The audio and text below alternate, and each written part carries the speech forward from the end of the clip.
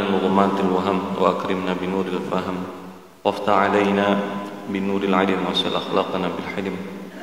اللهم رب اشرح لنا صدورنا ويسر لنا أمورنا برحمتك يا أرحم الراحمين. ربي يسر ولا تعسر ربي يسر ولا تعسر ربي يسر ولا تعسر ربي تمم بالخير. Jamaah sholat subuh yang dirahmati Allah, alhamdulillah sama-sama kita bersyukur kepada Allah atas segala nikmat yang diberikan pada kita semua. Pada subuh kali ini kita dapat bersama-sama melaksanakan sholat subuh dengan berjamaah, berniat beriktikaf, melaksanakan ta'lim. Mudah-mudahan apa yang kita kerjakan pada subuh kali ini menjadi asbab dosa-dosa kita diampuni oleh Allah Subhanahu wa taala. Segala hajat kita dikabulkan, kita diberikan kesehatan, keafiatan, keselamatan, keberkahan. Mudah-mudahan kita menjadi orang-orang yang diridhai oleh Allah Subhanahu wa taala. Salawat serta salam tak pernah lupa selalu kita haturkan kepada junjungan kita Nabi besar Nabi Muhammad sallallahu alaihi wasallam. Baik, jamaah yang dirahmati Allah, ini adalah pertemuan kita yang ketiga pada saat bulan suci Ramadan. Pembahasan kita di awal Ramadan terkait tentang definisi zakat dan siapa-siapa yang berhak menerima zakat.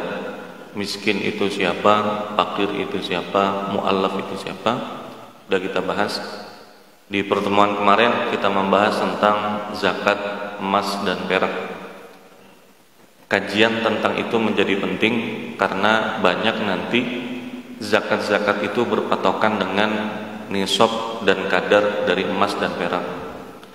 Pian yang punya usaha menyewakan lahan itu nisabnya banyak yang menyandarkan kalau sampai ke nisab emas maka kadar yang dikeluarkan 2,5%. Bagi yang punya zakat profesi, bagi yang punya tabungan kalau memenuhi syarat ya, itu sudah kita bahas di pertemuan yang sebelumnya.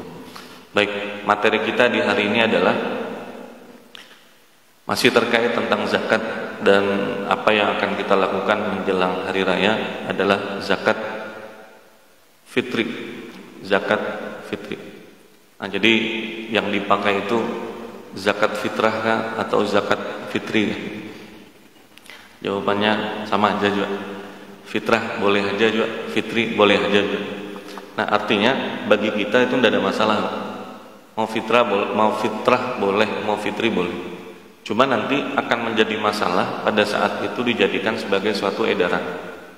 Maka harus menemukan kata baku yang dipakai itu mau yang mana. Kan harus ketemu dengan istilah yang dipakai itu fitri atau fitrah. Baik, kalau dilihat dari redaksi hadisnya, redaksi hadis satu dari riwayat Abdullah bin Umar radhiyallahu an, kata yang dipergunakan adalah fitri. Farada Rasulullah sallallahu alaihi wasallam zakatul fitri, berarti fitri.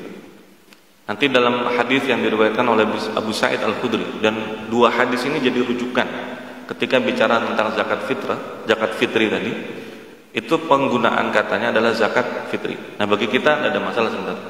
Cuma kalau mau tahu maknanya, fitri itu membuka. Ada iftar. Iftar itu artinya apa? Berbuka. Jadi setelah seharian kita puasa, iftar, berbuka. Nah, sama fitri itu kita bulan Ramadan. Nanti hari rayanya, fitrinya dibukanya dengan zakat itu tadi. Nah, jadi kalau fitri itu dilihat dari perbuatannya. Kalau fitrah itu dipopulerkan pada zaman sahabat Nabi sallallahu alaihi wasallam. Seingat saya yang termasuk pertama yang mempopulerkan adalah sahabat Abdullah bin Abbas radhiyallahu anhuma.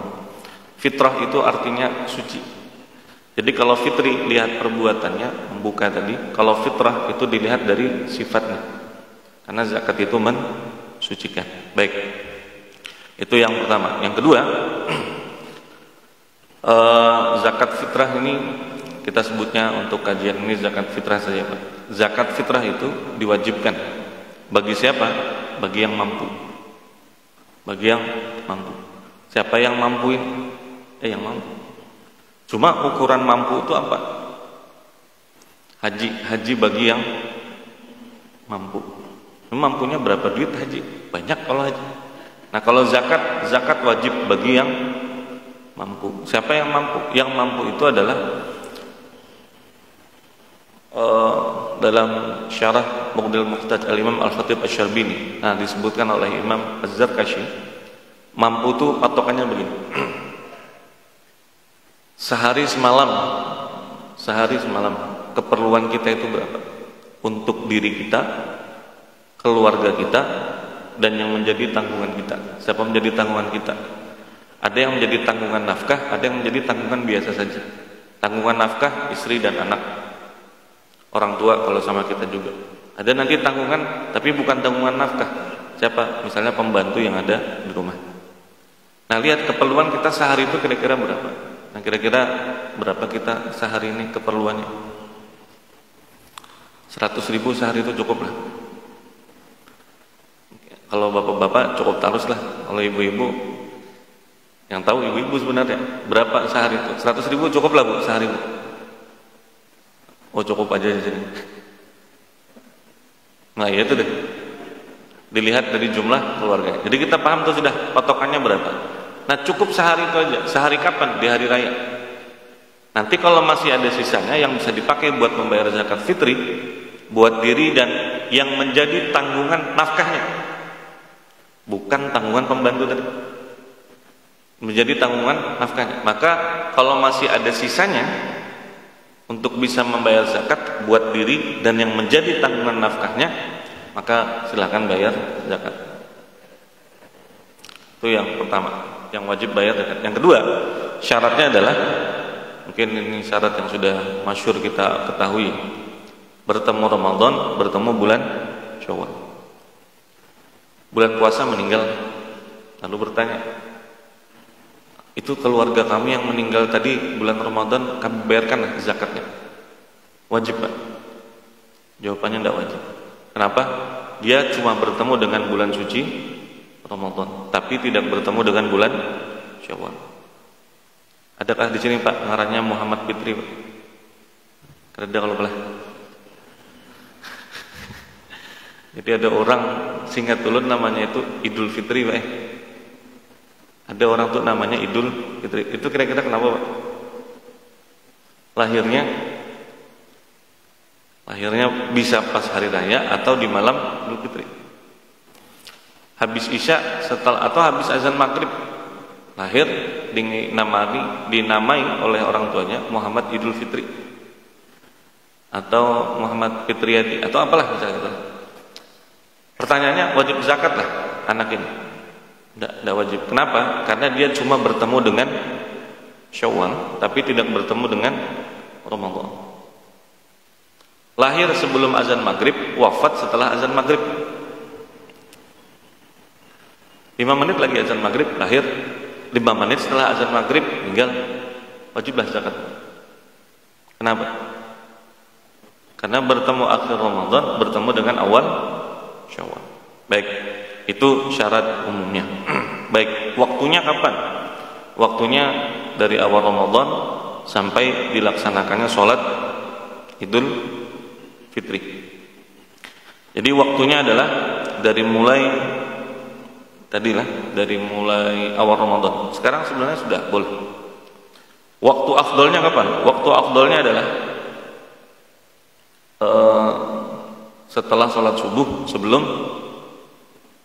sebelum pelaksanaan sholat id, bukan khutbah, sebelum pelaksanaan sholat id, sebelum sholat id itu dilaksanakan. Baik.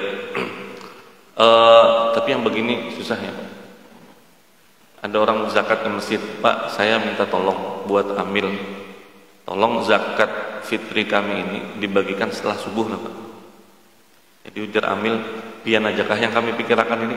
Kami banyak juga yang dikerjakan lagi kan? Kami jadi panitia sholat id, panitia ini, panitia itu. Karena yang jadi panitia zakat biasanya beliau-beliau juga yang jadi panitia sholat, yang bikin tenda segala macam itu di masjid dekat masjid Agung biasanya begitu. Nah jadi yang paling afdal itu sebenarnya setelah sholat subuh, sebelum pelaksanaan sholat id. Ini saran saya, nanti kalau mau begini janjian dulu sama fakir miskin. Pak, mohon izin nanti setelah sholat subuh kami ke tempat pian mau bayar zakat. Siap Pak? Jadi kadang kalau sudah janjian tuh enak. Habis sholat subuh Kita mau ke rumah beliau, sekalinya beliaunya sudah di depan rumah sudah, Ustaz. Oh iya ya, nunggu zakat Ustaz, sebagaimana janji kemarin. Oh siap. Silahkan diserahkan. Enak kan kalau begini. Tapi seharusnya kita yang antar zakatnya ke rumah beliau. Tapi kalau tidak begitu Pak, susah. Habis sholat subuh keliling. Mana nih fakir miskin ini? Mana fakir miskin? Begitu didatangi, Pak, nah, Yan kayaknya termasuk kategori fakir miskin. Kami mau bayar zakat. Ini zakat kami. Mohon maaf di sini. Aku per malam tadi jadi orang kaya sudah. Karena banyak duit zakat masuk sudah. Coba. Misalnya begitulah.